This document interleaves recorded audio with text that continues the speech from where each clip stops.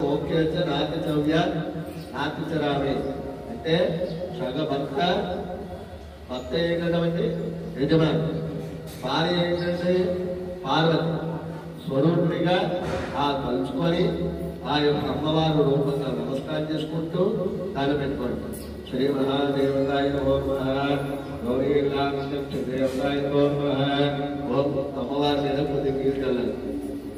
హిరణ్యవర్ణమరణేశ్వరాన్ చంద్రామహే లక్ష్మీ జాతవేదమవాహ కామలాహ జాతవేద లక్ష్మీ కనకగామిని యస్యాం దేవ కామస్సు పురుషానో అసభోగభరదస్రాద ప్రబోధిని శ్రియం దేవే శ్రీమాదేవి సురాత్మ ఆస్వోసితా దేవిత్య ప్రాకారమాజ్వలంతే స్వస్థాన్ కపయతే అగ్నే సదా భగవన్నా కామివ భవేశర్మ ఓం హ్రీం కమలే కమలాలే ప్రసీద ప్రసీద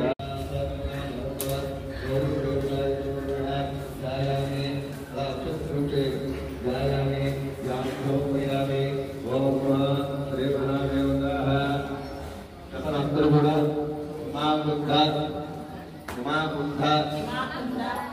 గుణాలాభం దైత్యాన పరమగురు సర్వశాస్త్ర వార్తారం భార్గవం ప్రణామ్యహో శ్రీ సుబ్రహ్మణ్యేశ్వర బాహుకేతు మహాలక్ష్మి స్వరూపాయ వినాయక నమో నమః అలా నమస్కారం చేసుకొని వాళ్ళు శుక్రుడు అధిపతి ఏదైతే లక్ష్మీదేవి.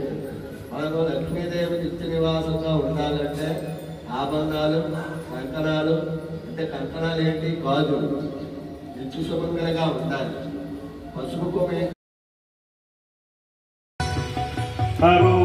అరోగతామదోషతాం సుసాహితిం సుపుత్రతాం సమాహితాయురష్టభూతి రభ్యుపైతి శోచినా